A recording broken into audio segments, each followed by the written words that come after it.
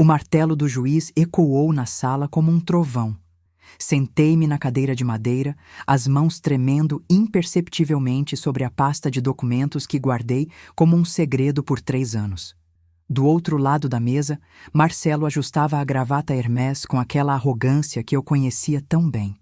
Seu advogado sussurrava algo em seu ouvido e ele sorria. Sorria como se já soubesse o desfecho. Meritíssimo, disse doutora. Beatriz, minha advogada, levantando-se com postura impecável.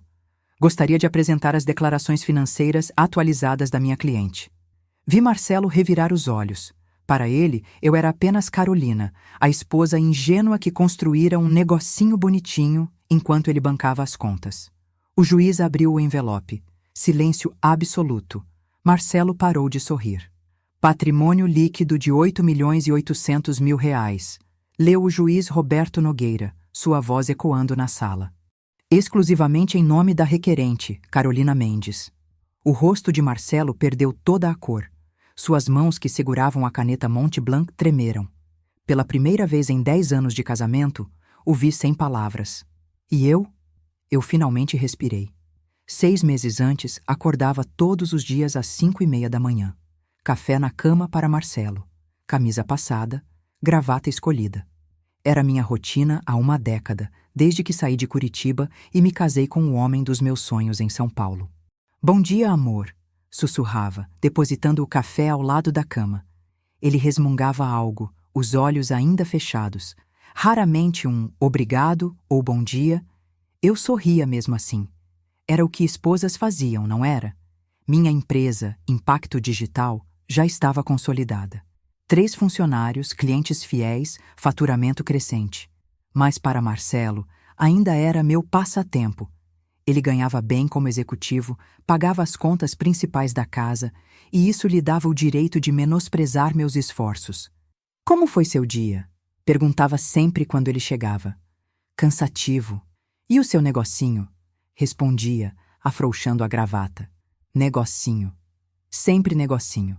Bem, eu respondia, guardando para mim os contratos fechados, as reuniões importantes, os projetos que me enchiam de orgulho. Naquela época, eu ainda acreditava que estava construindo um futuro juntos, que minhas conquistas eram nossas conquistas, que meu silêncio sobre o crescimento da empresa era humildade, não estratégia. Como eu estava enganada. As mentiras começaram sutis. Vou jantar com os sócios hoje, dizia Marcelo sem me olhar nos olhos. Reunião até tarde. Justificava quando chegava depois da meia-noite. Viagem de negócios para o Rio. Explicava aos fins de semana que passou fora. Eu não era tola. Cresci vendo meu pai, professor de matemática, ensinar que números não mentem. E os números não batiam. O perfume doce que impregnava suas camisas não era o mesmo que eu usava. Os recibos de joias no bolso de seus ternos não correspondiam a presentes que eu recebia. As mensagens no celular que ele escondia com tanta pressa revelavam muito mais do que pretendiam esconder. Marcelo, o confrontei numa quinta-feira de março. Precisamos conversar. Ele suspirou, como se eu fosse um contratempo em sua agenda importante. Sobre o que, Carolina? Sobre Sara Santos. Vi seu rosto endurecer. Sara Santos, assessora de marketing da empresa dele. 25 anos, loira, ambiciosa. Eu havia visto as fotos no Instagram dele, sempre em reuniões de trabalho, que pareciam mais jantares românticos. Não sei do que está falando, mentiu descaradamente. Sei sim, respondi, minha voz mais firme do que esperava. E você também sabe. Ele riu, um riso frio, cruel. Carolina, você está parecendo uma dessas esposas paranoicas. Sara é colega de trabalho. Ponto final. Mas seus olhos diziam outra coisa. Seus olhos diziam que ele não se importava se eu soubesse ou não. A verdade veio como um soco no estômago. 3 meses depois da nossa conversa sobre Sara, encontrei no computador dele a pasta que mudaria tudo. Viagem RJ, Sara. Não eram documentos de trabalho, eram fotos, vídeos, mensagens íntimas, e havia mais.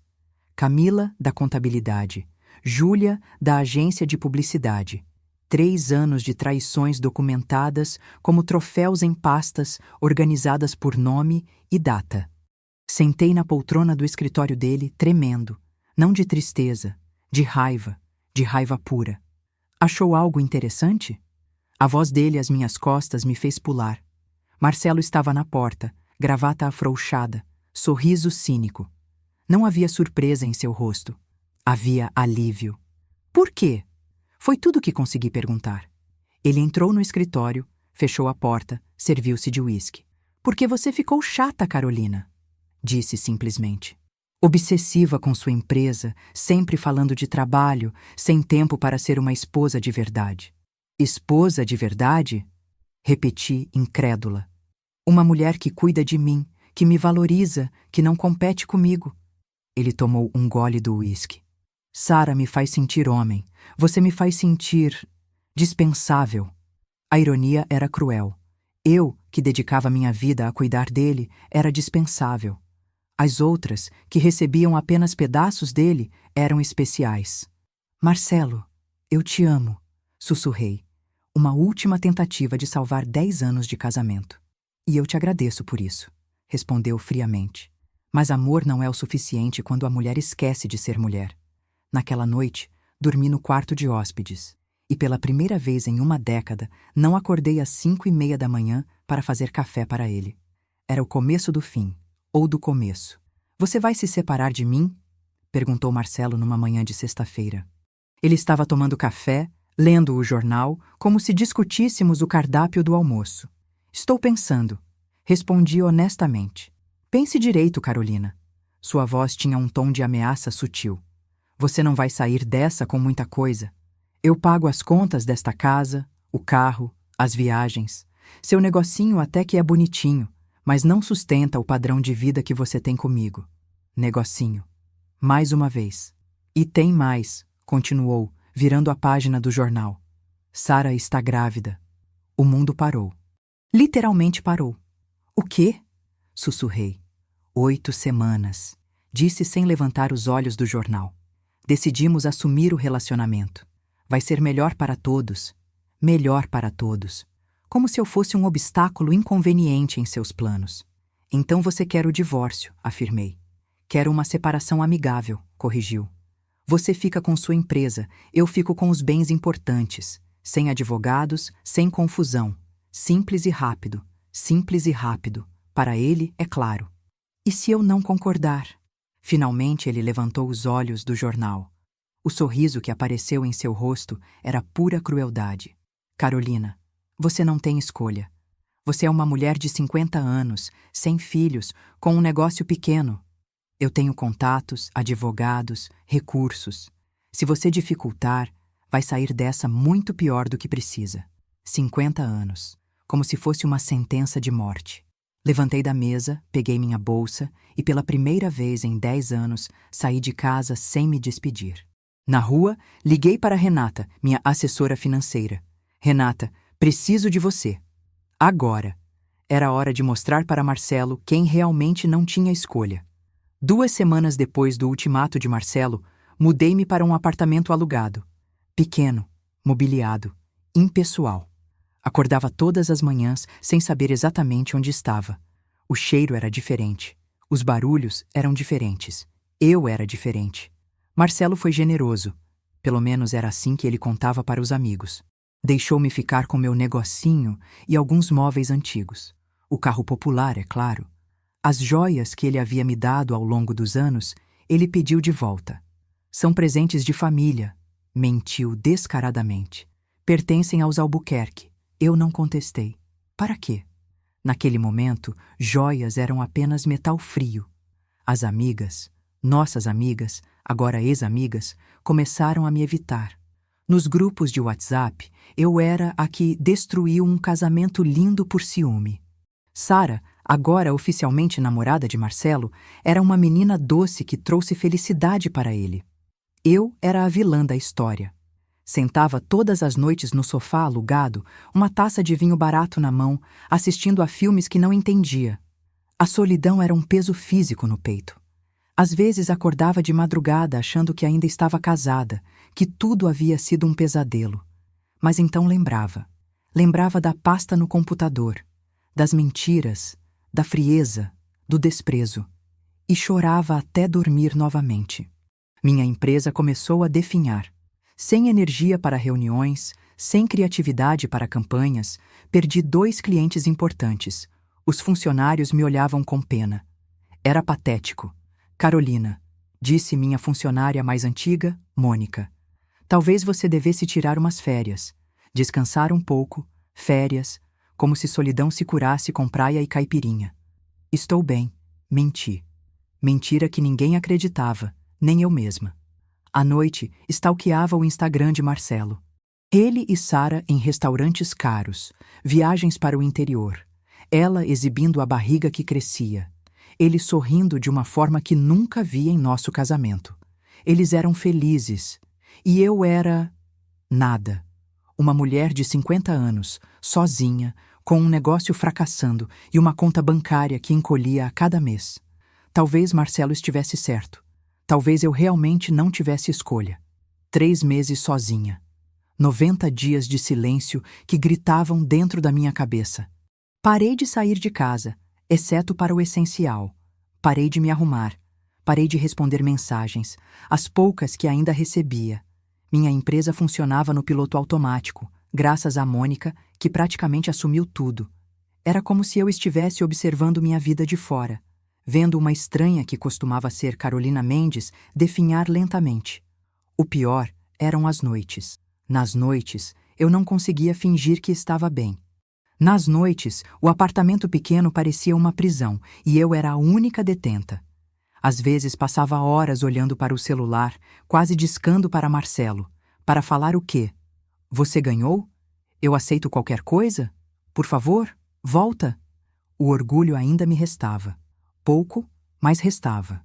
Uma quinta-feira especialmente cruel, recebi a notificação no Instagram.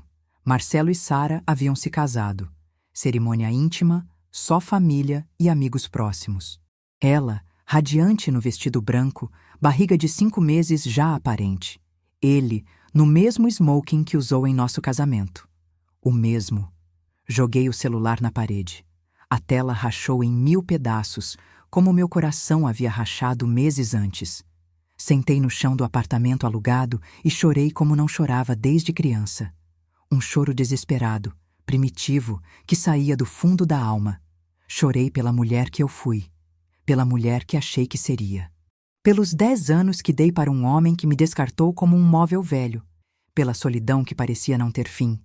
Quando as lágrimas secaram, algo estranho aconteceu. O silêncio ficou diferente. Não era mais ensurdecedor. Era poderoso. Era meu.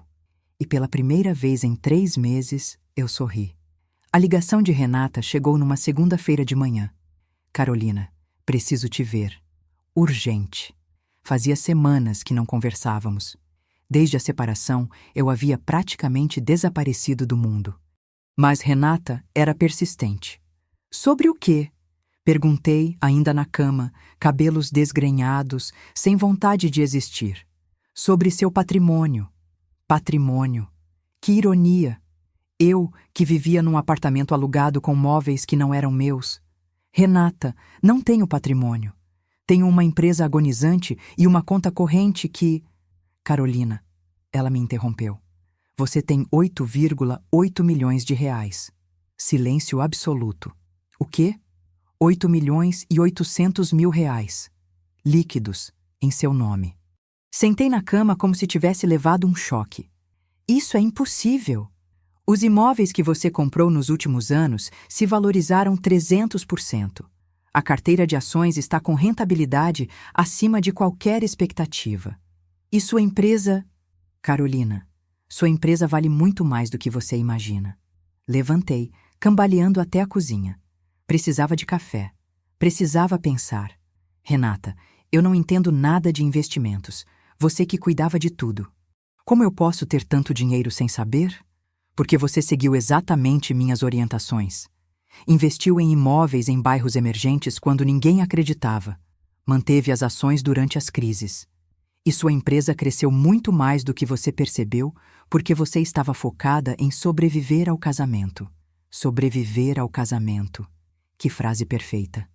Marcelo sabe disso? Não. respondeu Renata, e eu podia ouvir o sorriso na voz dela. Ninguém sabe, nem mesmo você sabia direito. Carolina, você construiu um império em silêncio.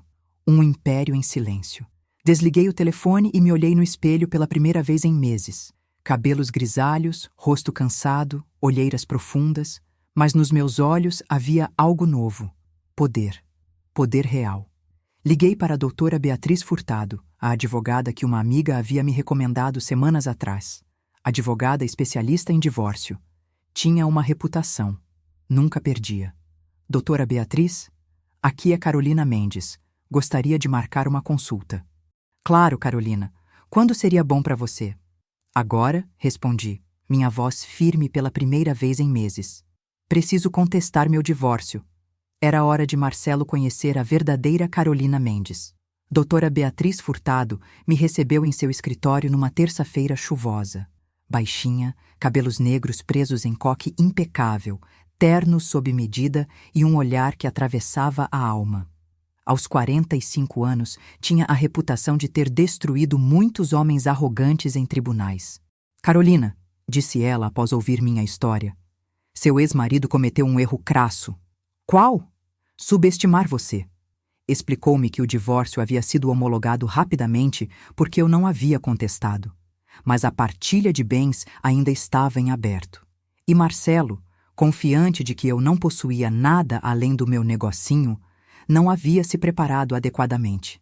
Vamos reabrir o processo, disse doutora Beatriz, e vamos dar-lhe uma lição que ele jamais esquecerá. Nos meses seguintes, trabalhamos em silêncio absoluto. Renata organizou todos os documentos dos meus investimentos. Cada imóvel, cada ação, cada centavo estava devidamente comprovado como sendo exclusivamente meu. Investimentos feitos com o dinheiro da minha empresa, antes mesmo de conhecer Marcelo. O apartamento onde vocês moravam, explicou doutora Beatriz, estava em nome dos dois, mas foi comprado com dinheiro exclusivamente seu, correto? Sim. O sinal, o financiamento, tudo saiu da minha conta. Marcelo contribuiu com alguma quantia? Ele pagava o condomínio e algumas contas, mas a compra foi minha. Perfeito. Ele terá direito apenas ao que efetivamente investiu, ou seja, quase nada. Enquanto doutora Beatriz arquitetava a estratégia jurídica, eu reconstruía a mim mesma. Voltei a me cuidar. Cabelos cortados e tingidos, eliminando os fios grisalhos. Academia 3 vezes por semana. Roupas novas, elegantes, mas discretas. Retomei o controle da minha empresa com uma energia que não sentia há anos. O mais importante, mantive absoluto segredo sobre minha situação financeira. Para o mundo, incluindo Marcelo, eu continuava sendo a ex-esposa rejeitada, vivendo de forma modesta, lutando para sobreviver após o divórcio devastador. Ele me via em lugares públicos ocasionalmente, sempre simpático, condescendente. Como você está, Carolina? Espero que esteja se virando bem. O tom era de pena mal disfarçada. Estou me adaptando, respondia humildemente. Se ele soubesse. 6 meses depois da descoberta do meu patrimônio, eu era uma mulher completamente diferente. Acordava às 5 da manhã, não para fazer café para ninguém, mas para meditar e planejar meu dia. Minha empresa triplicou de tamanho. Contratei 5 novos funcionários, incluindo um diretor comercial que liberou meu tempo para estratégias maiores. Criei um programa de mentoria para mulheres empreendedoras. Mulheres que reconstroem, chamei. Todas as quartas-feiras, minha casa, uma casa nova, comprada à vista, recebia 10 mulheres que, como eu, haviam sido subestimadas por homens arrogantes. Carolina, disse uma delas numa dessas quartas-feiras, você mudou nossa vida. Ver que é possível recomeçar aos 50 nos dá esperança. Esperança. Que palavra bonita. Mas minha transformação não era apenas profissional. Era emocional, espiritual. Aprendi a gostar da minha própria companhia. Jantares sozinha deixaram de ser tristes e se tornaram momentos de reflexão. Viagens solo deixaram de ser constrangedoras e se tornaram libertadoras. Ler um livro na cama num domingo de manhã, sem ninguém reclamando que eu estava perdendo tempo, virou meu momento favorito da semana. Renata e eu nos encontrávamos mensalmente para acompanhar os investimentos. O patrimônio continuava crescendo. 9,2 milhões. Você se tornou uma das mulheres mais ricas que conheço, disse ela numa dessas reuniões. E uma das mais felizes, completei. Era verdade. Pela primeira vez em décadas, eu era genuinamente feliz. Mas ainda havia uma pendência. Uma conta a acertar. Doutora Beatriz, liguei numa quinta-feira à tarde. Quando vamos ao tribunal? Na próxima semana, Carolina. Está preparada? Mais do que preparada. Estava ansiosa. Marcelo havia passado o último ano ostentando sua nova vida. Casa ainda maior, carro mais caro, roupas mais caras. Sara havia dado à luz um menino, e as redes sociais deles eram um festival de felicidade familiar. Ele estava tão absorto em sua nova vida que nem desconfiou quando recebeu a intimação para novo julgamento. Apenas formalidades, disse ao advogado. Se ele soubesse que essas formalidades custariam tudo o que ele acreditava possuir. Na véspera do julgamento, reuni minhas armas. Não eram pistolas ou facas, eram documentos, comprovantes, declarações de imposto de renda, extratos bancários, certidões de propriedade, papel, tinta, números, as armas mais poderosas que existem. Doutora Beatriz veio à minha casa para a revisão final. Carolina, amanhã será um divisor de águas, disse ela, organizando os papéis sobre minha mesa de jantar. Marcelo acredita que você é vulnerável, que precisa de proteção financeira. Quando descobrir a verdade, ele vai surtar, completei sorrindo. Mais do que isso, vai descobrir que subestimou completamente a mulher com quem foi casado por 10 anos. Naquela noite, dormi melhor do que havia dormido em 2 anos. Sem ansiedade, sem tristeza, sem raiva. Apenas expectativa. Na manhã do julgamento, escolhi minha roupa cuidadosamente. Terno cinza discreto, sapatos confortáveis, maquiagem suave. Nada chamativo. Nada que delatasse meu poder financeiro. Queria que Marcelo me visse exatamente como me via há 1 ano. A ex-esposa patética que sobreviveu ao divórcio por piedade dele. No caminho para o fórum, liguei para minha mãe em Curitiba. Mãe, hoje é o dia. Minha filha, disse Helena com a voz carinhosa que eu conhecia desde criança. Seu pai e eu estamos orgulhosos. Você se tornou a mulher que sempre soubemos que poderia ser. Obrigada por nunca duvidarem de mim. Respondi emocionada. Como poderíamos? Você é filha de quem criou uma padaria do nada e de um professor que ensinou matemática a vida toda. Força de vontade está no seu DNA. Cheguei ao tribunal 15 minutos antes do horário marcado. Marcelo já estava lá, conversando animadamente com seu advogado, Dr. Sérgio Magalhães. Ternos de grife, relógio Rolex, postura confiante. Quando me viu, acenou educadamente. O cumprimento de quem fala com uma ex-funcionária que encontra por acaso. Dr. Sérgio mal olhou para mim. Para ele, eu era um obstáculo menor, uma formalidade jurídica. Doutora Beatriz chegou exatamente no horário, cumprimentou-me profissionalmente e sussurrou. Preparada para fazer história? Mais do que preparada. Estava faminta. A sala de audiência estava silenciosa quando o juiz Roberto Nogueira entrou. 63 anos, cabelos prateados, expressão austera. Tinha a reputação de ser imparcial e detestava a arrogância. Perfeito. Bom dia, disse o juiz.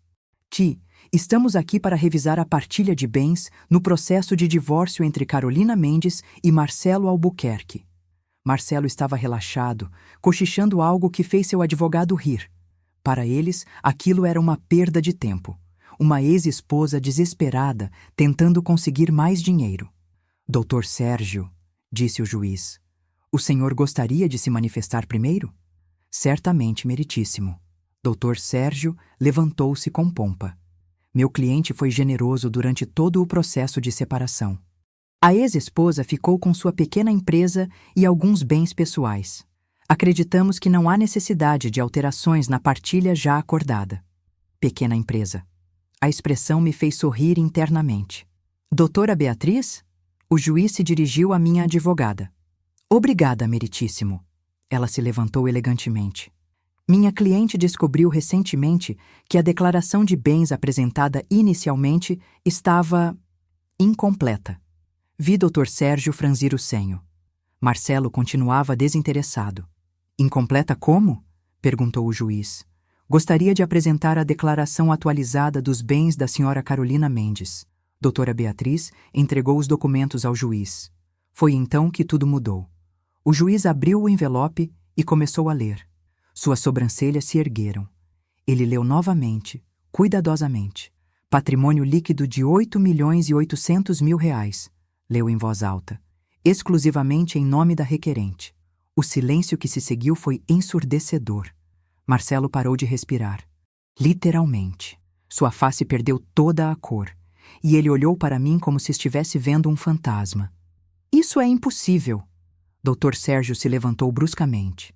Essa mulher vive num apartamento alugado, dirige um carro popular. Essa mulher. Doutora Beatriz o interrompeu calmamente.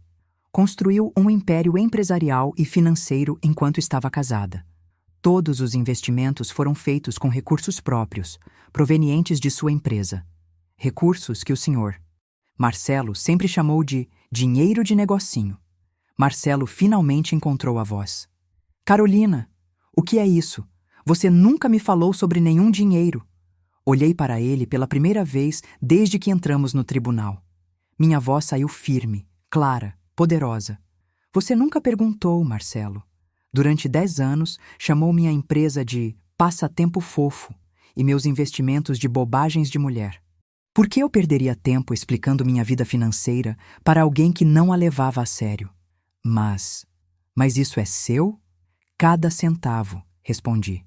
Construído com meu trabalho, minha visão, minha disciplina. Enquanto você gastava em carros e roupas caras para impressionar outras mulheres, eu construía nosso futuro. Um futuro que você destruiu. Ele estava em choque. Puro choque. Meritíssimo, disse doutora Beatriz. Todos os documentos comprovam que os investimentos foram feitos exclusivamente com recursos da empresa da senhora Carolina antes e durante o casamento. O senhor Marcelo não contribuiu financeiramente para nenhum desses bens.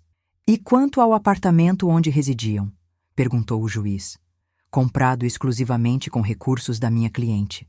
O senhor Marcelo contribuía apenas com condomínio e algumas contas mensais. O juiz passou os próximos 20 minutos examinando os documentos. Marcelo estava petrificado. Dr. Sérgio remexia papéis desesperadamente, procurando alguma brecha. Finalmente, o juiz falou. Fica claro que a partilha inicial foi baseada em informações incompletas. A senhora Carolina Mendes manterá a totalidade de seu patrimônio, construído com recursos próprios. O senhor Marcelo terá direito apenas à sua parte proporcional, no apartamento onde residiam e nas contas conjuntas. Marcelo estava destruído. Completamente destruído. E eu? Eu estava inteira pela primeira vez em décadas. A saída do tribunal foi um espetáculo à parte. Marcelo me seguiu até a calçada, Dr. Sérgio tentando acalmá-lo. Carolina! Gritou ele. Você não pode fazer isso comigo. Parei e me virei. Havia algo diferente na minha postura. Algo que nunca havia existido durante nosso casamento. Autoridade. Fazer o quê, Marcelo? Proteger o patrimônio que construí com meu trabalho? Você me enganou. Sua voz estava histérica. Você mentiu para mim durante anos. Ri. Um riso genuíno, libertador. Eu menti? Repeti. Marcelo, durante 10 anos você chamou minha empresa de negocinho bonitinho. Ridicularizou meus projetos. Diminuiu minhas conquistas. Disse que eu era uma mulher sem graça que não sabia ser esposa. E agora está chateado porque não sabia que essa mulher sem graça construiu um império? Mas você deveria ter me contado. Por quê? Minha voz ficou mais fria. Para que você gastasse meu dinheiro com suas amantes? Para que você se sentisse no direito de ser ainda mais arrogante? Ele tentou se aproximar, mas doutora Beatriz se colocou entre nós. Senhor Marcelo, disse ela calmamente, aconselho-o a se acalmar.